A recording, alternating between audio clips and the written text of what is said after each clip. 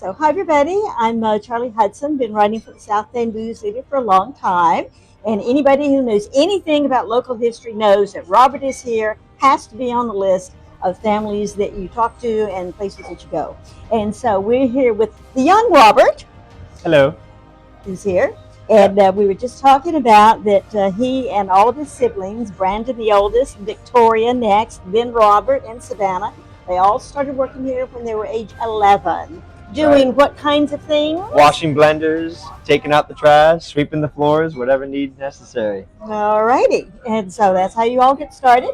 And three of the four are still working here, as a matter of fact. That's right. And so that's super. But your sister Victoria is off doing landscaping design, things. helping out with payroll and invoices and all that. Well, super.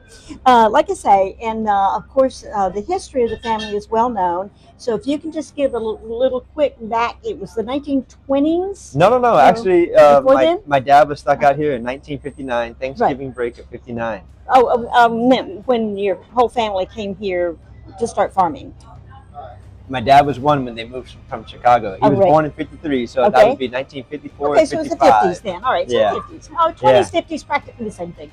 Anyway, go ahead. So, so tell people that don't know the story, because it's such a great story. So the quick 50-cent story is that, Robert is Here was founded on the back of a cucumber farm gone wrong. So the cucumber market was so cheap that the broker in Florida City said that, rather than trying to sell the market price cucumbers, why don't you take all of your cucumbers back, just talking to my grandfather, dump all your cucumbers and save the boxes for next year's crop. Yeah. So he could either dump them all or pay money to keep them in the cooler as storage and wait for the price to go up, if it goes up, and try and sell it then. So Grandpa didn't want to put any more money into a dying dog. He figured, you know what, let's go ahead and take them back. He had a 6-year-old sitting at home on Thanksgiving break of 1959. Didn't own the property that we're sitting on now, but he stuck my father out here selling cucumbers. And then local farmers driving by, just back up, selling cucumbers on a Saturday. Nobody stopped. So the name Robert is Here came to be. My grandma figured there can't be that many people going to and from the Everglades National Park at a stop sign that wouldn't stop to help a chubby little 6-year-old on the side of the road doing his thing. Exactly. And it wasn't like he had grandma and grandpa sitting there behind him making sure everything was peachy and safe. It was a 6-year-old sitting on the side of the road in the middle of the Redlands, kind of cool. We're also very blessed in South Florida. We are the only city in the whole country that has not one but 2 national parks. Right. And we happen to be on the mouthpiece of the Everglades National Park at a stop sign. So my grandma figured she'd just put up a sign saying Robert is Here, letting everyone know that her little boy was sitting on the side of the road on purpose trying to sell these cucumbers, not waiting for a pickup truck. Right. So he sold some cucumbers on that next day, which was a Sunday.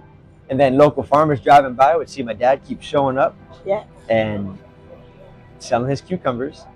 And they would pull over and stop and help the little kids say, hey, look, man, you keep showing up, we'll keep giving you produce. So the Accurcio family gave my dad produce when he was 6. The Finocchiaro family gave my dad produce when he was 6. Now I'm buying from the grandchildren of those old heads that were taking care of my dad when he was a little guy.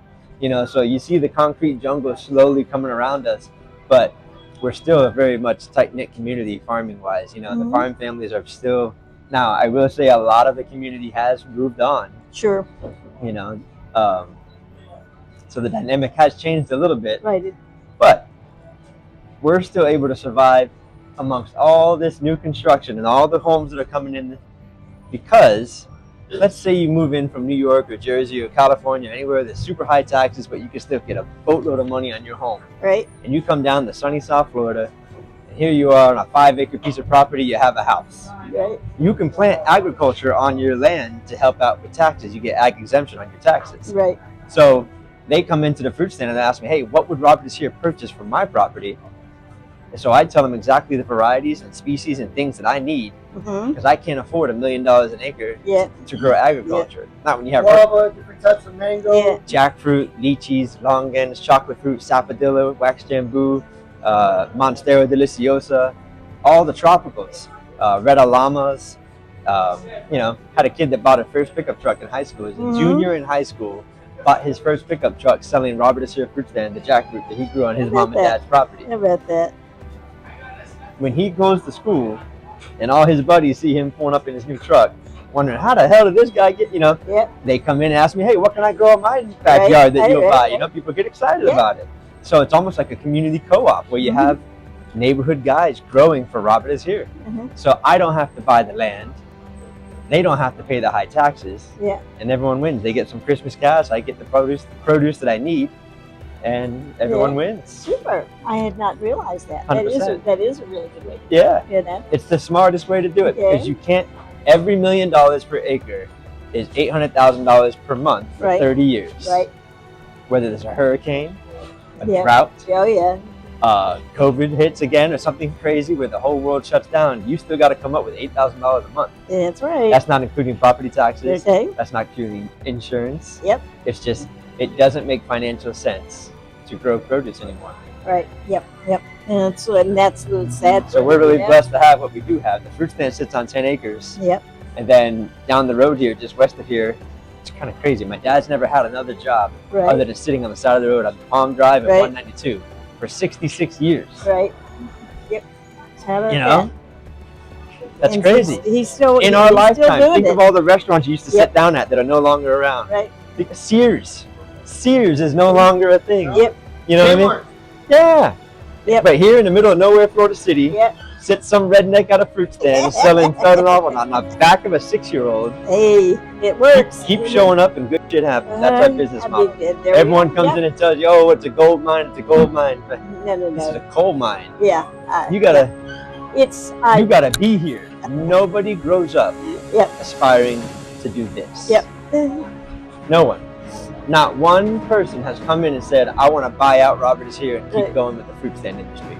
I feel like if I sell this place, I'll be just like that developer, grabbing the money and going. Yep. And I don't feel that way. After I die and my son sells it, that's fine. I remember after Hurricane Andrew that I went and stood in line at Brooker Lumber. I don't know if you were here then, Brooker Lumber. 1992. And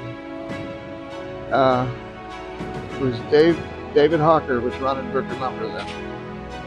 And he came out, he said, what are you standing in line for? I said, I'm just like everybody else here.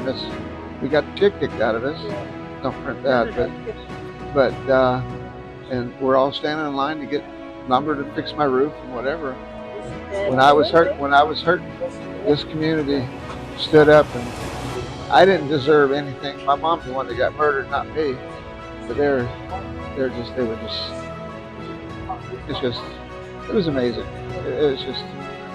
It made you feel it. That's another reason why I don't want to sell. I got memories with millions of people remembering me and where I am. And I got memories of my community standing behind me. And then when we did I'm going to change around all over the place here, when we had to do the drive-through with the COVID, I had people waiting in line to get their stuff in their car for 4 and 5 hours because we just couldn't get to it. And it was just, me and my wife would stand at the gate where the turnaround was, and I would apologize for being such a wait, but I really appreciate it. And I thank every person individually. And it wasn't for that, we wouldn't have made it through COVID, because it was no fun doing that drive-through. I would never do it again. Now that I know what the government's running like, maybe this one government right now that we have wouldn't do the same bullshit. Because they lied to us. They shut me down in open air market. I could only have 8 people in here at a time. Can you imagine 8 people making this place run? Yeah. But anyhow, I kept the crew working, and we broke even. And with the hurricane, we opened our kitchen up as a lunch kitchen, because you couldn't get lunches anywhere or breakfast, and to keep my employees going. No menu, just breakfast and lunch. Breakfast and lunch. You didn't like the breakfast? You left it there. Actually, the breakfast was all for the Southern Bell people. Right. Southern Bell. So I think it was Southern Bell. They ran us a wire from all the way there, Redland Road, all the way to here, and brought our phone down for us. We were the first one out here on this side of Redland Road to get a phone. Yeah. We had lined up with Southern Bell, all the telephone trucks. Every morning, there was only one rule. It was $5 for breakfast no leftovers. Okay. You know, I'm sure that wasn't a problem. no leftovers. We put a big two or three big tables over there, and we had waves of people coming in. Right. They would stand out there and wait till their wave got going. Okay. You know, yeah. There's a lot of good stuff out of the bad stuff. Yeah. You know, Sure. yeah, a lot of good stuff out of the bad stuff. Well, So. I think we got what we need. Yeah.